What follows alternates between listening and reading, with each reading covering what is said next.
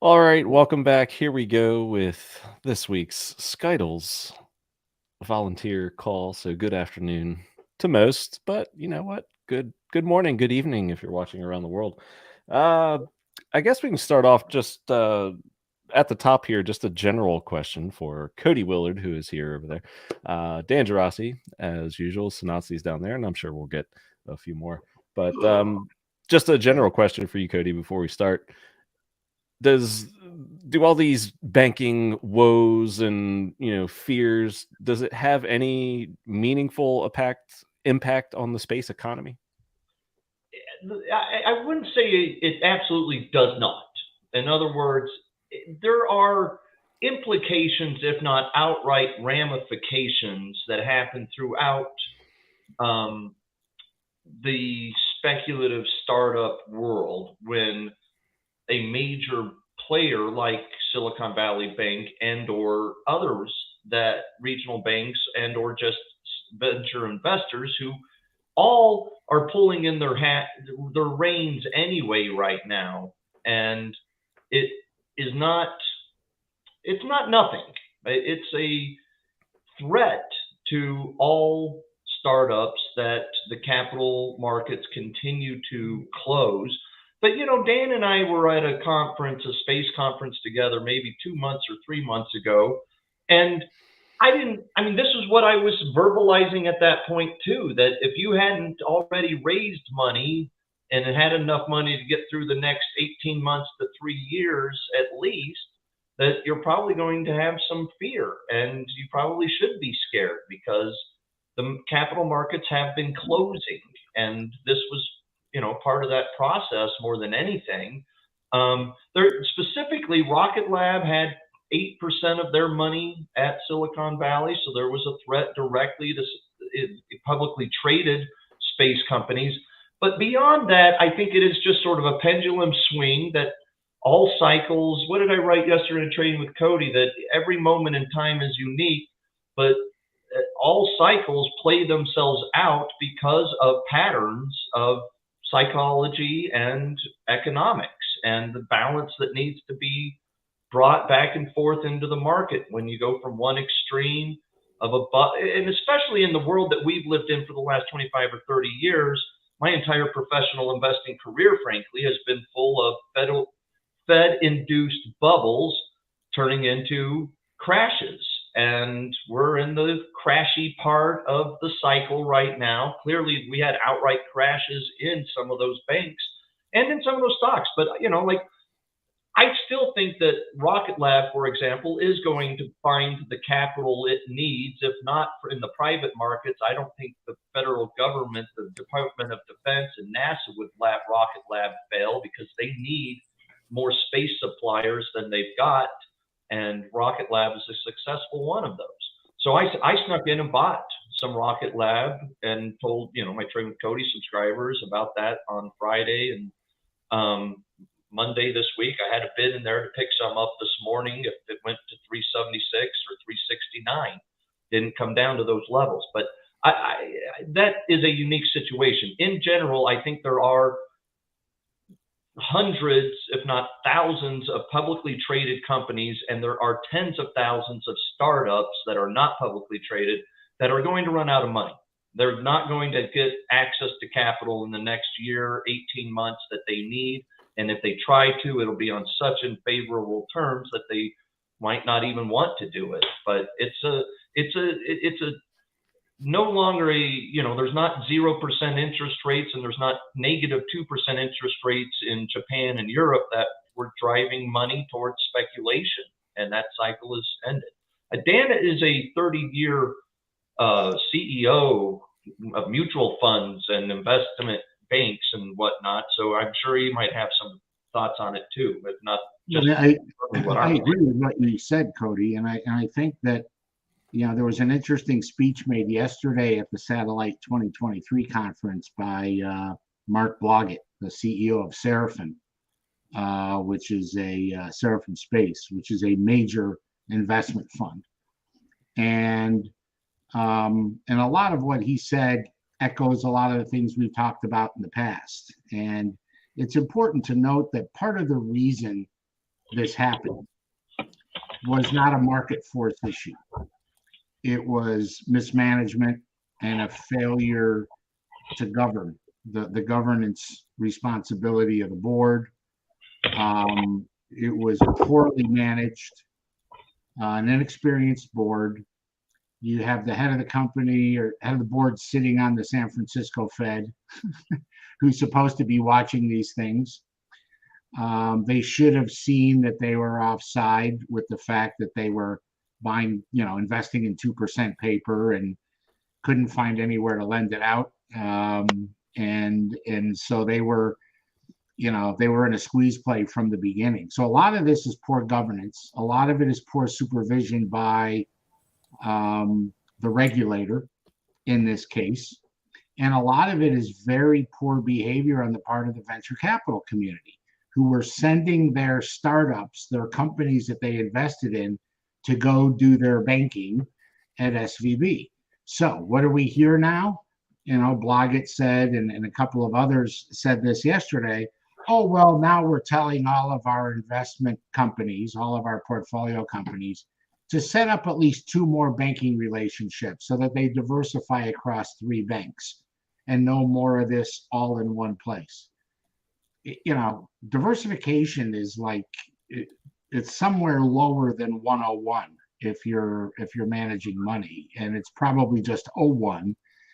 And suddenly this is a revelation which just blows my mind that, yeah, hey, you should go probably put your money in 3 places.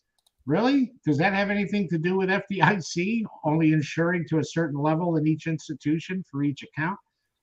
So there's a lot of, I hate to say it, but stupidity involved in what happened to SVB on a number of levels with a number of players that are responsible. The good news that came out of his presentation yesterday was that he believes that the 25% drop in investment in space companies that we saw in 22 versus 21, from 12 billion down to just under 9 billion, is going to bounce back in 23 to that $12 billion level. And he sees that funding coming back. He also said that, and this is something, it's a term I always use, but, times are tough. And there's always a flight to quality.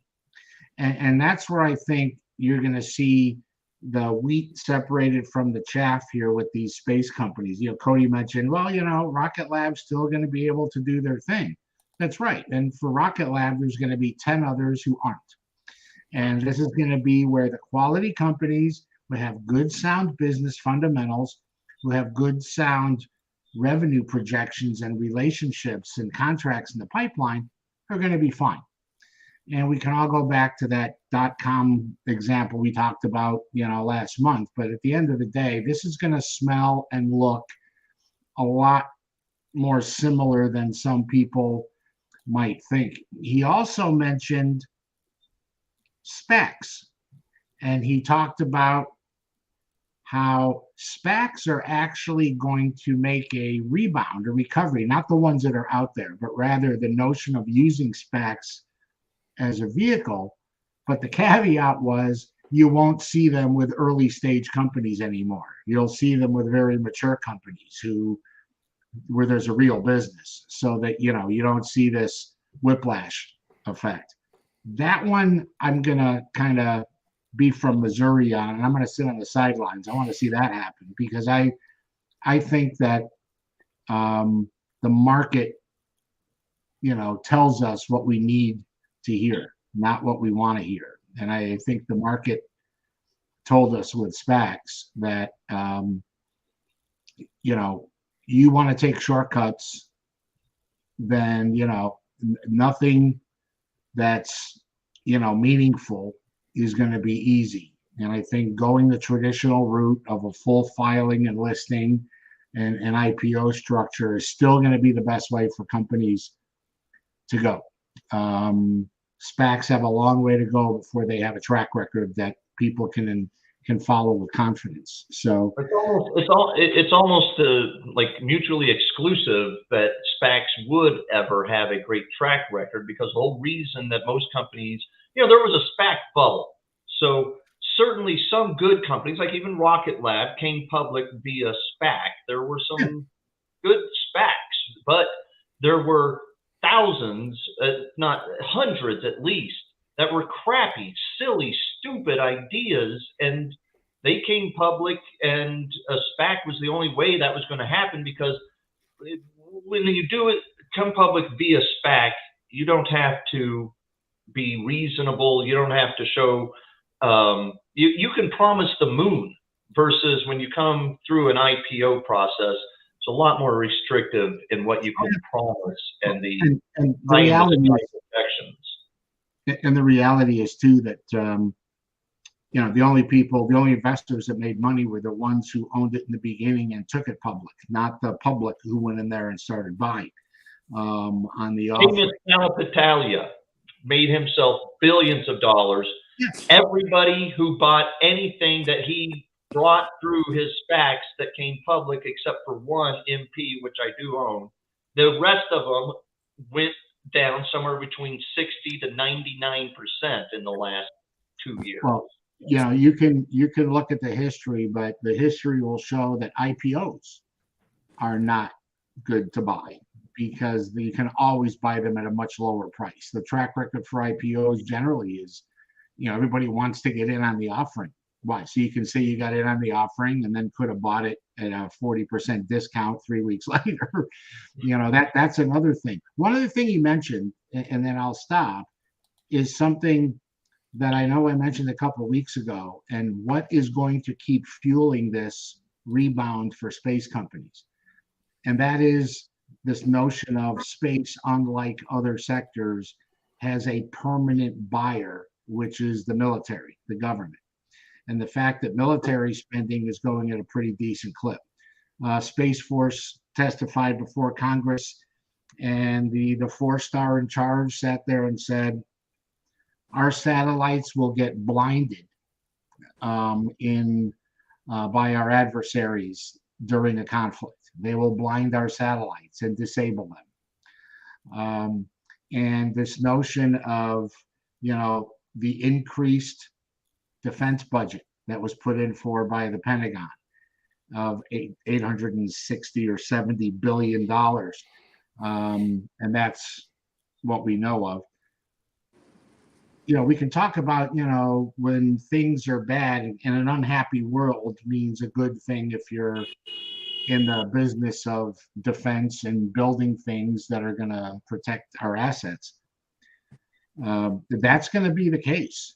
And the appetite of the military around space is so high right now, so strong, that a lot of companies are going to get carried through their first several years of existence by DoD contracts and not by commercial. So as we've said before, commercial can do its thing. You could have dips, you could have, markets discount stocks just because markets down, everything goes down. But what's going to stand out, as Cody will tell you, you buy the fundamentals. If the market's down and stocks are down 30%, but the fundamentals haven't changed, there's no reason to be jumping out of something.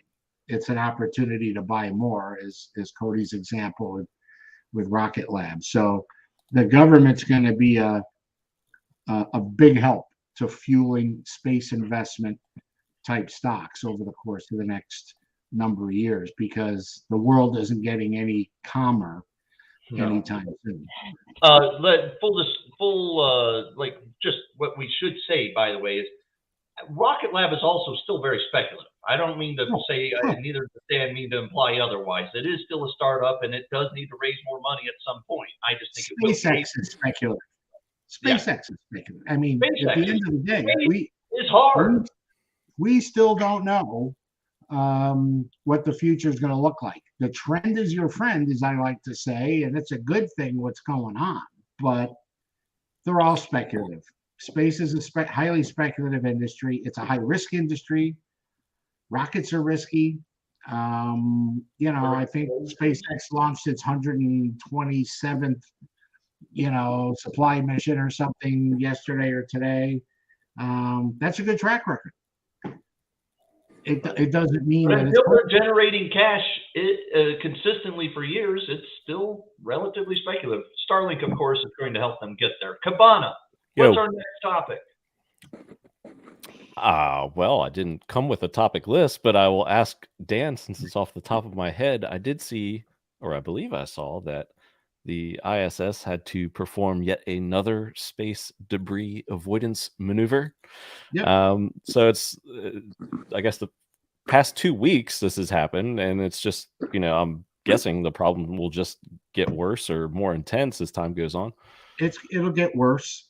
And we know that our adversaries are doing bad stuff. We've known that they're doing bad stuff in orbit for a number of years. They're now starting to do it on the planet, and people are paying attention, like bumping into drones and then trying to fish them out of the Black Sea before we get there to recover it, and other things that are going on where people are playing games in each other's airspace and things of this nature.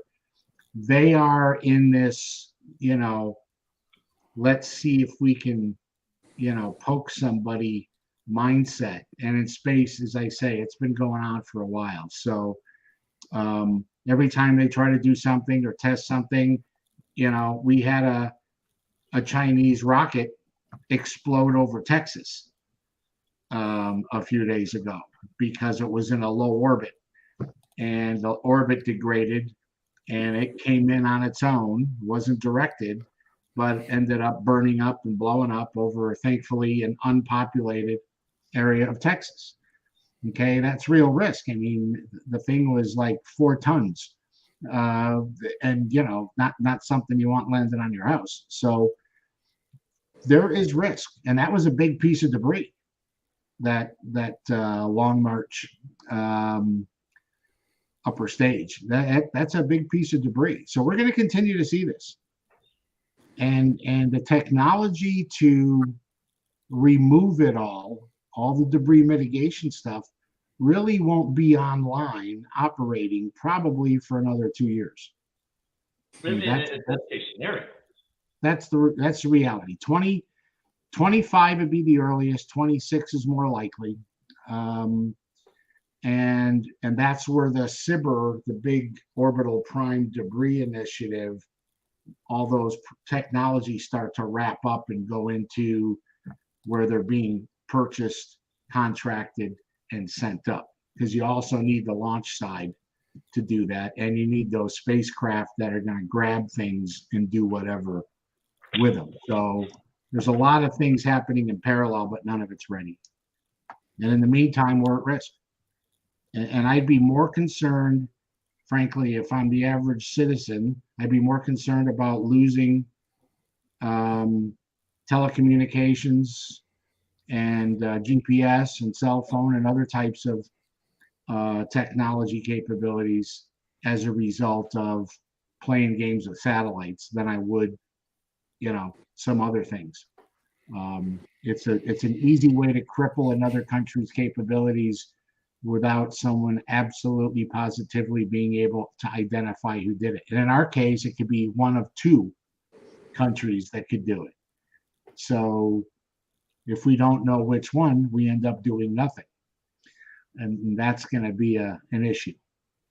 And, I wouldn't put it past the U.S. to enter the old days of more clandestine activities to maybe take, a first strike approach to eliminating threats once they're determined before they become a problem. You have a choice.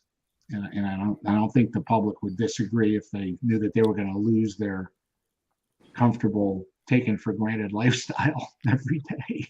Well, and all of this comes back to 2 topics, right? The space industry writ large and space debris mitigation, and space defense is clearly a recurring theme every time we're on here lately. It just seems to be the government is clearly more aggressive in their space investments and their space approach and their strategies being built around space for our defense and or offense, as Dan hits on.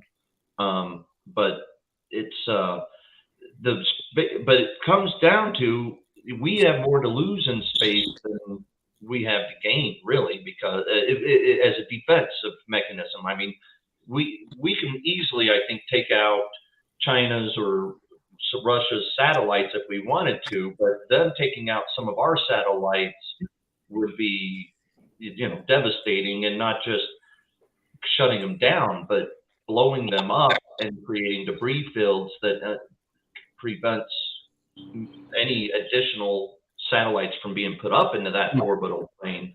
And the debris becomes the smallest part of the problem. The bigger part of the problem is blinding everybody from their technology. And then who has the ability to rapidly deploy and replace what was knocked out? And that's something. Which comes back to why Rocket Lab won't, I don't think the Department of Defense in the United States would allow Rocket Lab to fail financially, because they need more launch cadence and more ability to get launch cadence quickly than ever before. Let's do a few Skytles specific things. Cabana, do you mind pulling up the website? Can you also pull up Slack on your computer for people to look at? Please join our Slack channel. If you go to the Skytles homepage, it invites you to go to Discord and Telegram. Is that what they are? Yeah. But we really, if you'd like to join this call and talk with us and be, actually be on the call and engage, you're welcome to. You can go to our Slack, though. Can someone paste an invite to Slack in the chat? I will. Give me 30 seconds. Thank you, Sanatsi. We'll invite. It's an open invite to everyone on Slack. Come on and join us. But specifically, I need to mention every time, you guys, if you have great ideas for how to fight space debris, scroll down just a little, if you would, there, Cabana. On our homepage, right there is a button. You click here to submit your space debris fund application. 10% of the space debris fund will be donated to 5 entities the first Friday of May. So less than 60 days away. The community will vote on this, and 5 people will win $40,000 worth of Skytl tokens. 5 companies, 5 entities will win $40,000 each. Skytl's still at 2 cents? Yeah, as far as I know. Yeah. So, and frankly, I think I know some people who want to buy some Skytls, and so the price, at least near term, is probably going to run up a little bit because it's still very illiquid. A little over. Trying to buy a few $1,000s of it can move it. So you can buy it, by the way, by going to PancakeSwap. You know what we'll do next week? Cabana, can you remind us, please? I'll try to remember too. Bryce, I know you're watching. Please make a note. Let's walk people through how to, once again, just buy the token from scratch, how to find the token unique identifier number, and how to do the whole, actual token part, investing in it. We'll show you guys how to do it. It is still a bit over 2 cents. So each award is over $40,000 at this moment. There'll be $200,000 worth of funding given away at this on the first week of May. Those were, I think, the 2 main things I wanted to mention. Was please invite people to Slack so that if you would like to participate in the show, you can. And then regardless, if you're watching and you have a great idea of space debris, go to SKTLS.com and fill out the application. And we'll show you how to invest in the token next week for those of you who are curious. Any last questions or comments, you guys? Cody, I just pasted in the chat. The monthly rewards was 58,700. I meant to mention that, yeah. So that is everyone who owns the tokens already can go to app.sktls.com inside of your MetaMask. I'll show you guys how I do that next week too. What I'll do next week is I have a new iPhone, and I will pull it up and I'll show you how I add the token to my MetaMask. And then I'll show you how you go inside the MetaMask browser to PancakeSwapFinance.com. I'll have to pull it up. It's saved. And get the exact right URL. You go in there and you can buy and sell the token for Ether or for, well, it's got to be BNB. BSC, the finance token. I'll show you all the details next week. I haven't done it in months. I'm frankly rusty on it. It'll be good for me to do. But I'll do it from scratch next week instead of doing it beforehand and show you the pitfalls that I'll run into as someone who doesn't remember exactly everything I did to get there the first time anyway.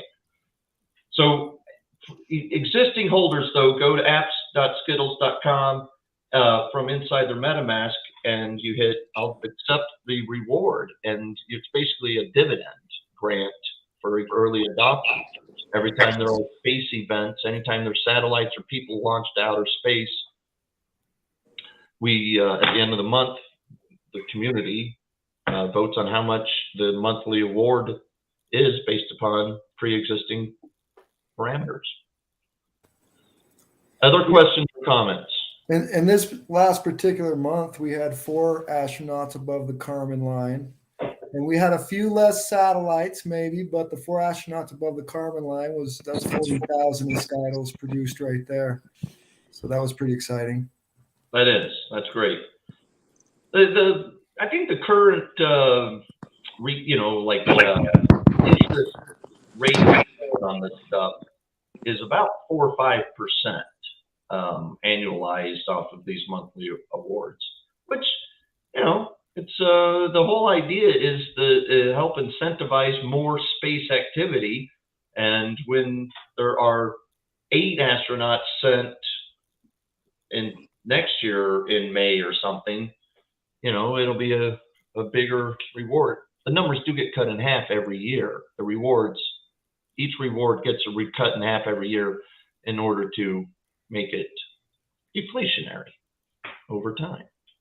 And there is a total of 300 million tokens that will ever be printed, of which we printed 200 million to launch, 100 million went into the wallet, 100 million to people who registered, got it for free. And then there's been another, probably 1 or 2 million that have been mined by space activities so far. So, when the interest rate is less than 4%, it's about 1 or 2%, I think. All right, that's it. Cool. Swiss National Bank is saying it's going to step in to help Credit Suisse. What's that, Dan? The Swiss National Bank has said it's going to step in to help Credit Suisse. But Credit Suisse said it didn't need governmental help just this morning. Yeah, well, famous last words. Famous last words is right. Yeah. Everything is fine. Yes. Do not panic. Do not panic. The meme with the dog and the cup of coffee in the burning house. Everything is fine. Yeah, everything is fine. That's right. Good meme reference. Pull it up. Let's finish with that on our screen. Would you please, Kavana? I will look for it. There we go. That'll be a good way to end. Joe's, good to see you. Likewise. Hear your voice, Piper. You too, guys. Good to see you. It was great to see your shadow. The trees behind you are beautiful. He's in the witness protection program. So. You can see the lamp if you look at towards my left feeling. ear. There's a halo, and that's the reflection of the light. That's not his real voice. It's not You're his not real an actual angel, I guess. So, you need to change your voice when you talk and be like, "All right, saw the outside the stadium." All right, everything is fine here. Right? There we go. This is a perfect way to end. This is fine. This is fine. Everything is fine. All right, have a good one, everybody. See you all. See you next Thanks, everybody. Wednesday. See you all. See you next week. Bye-bye all.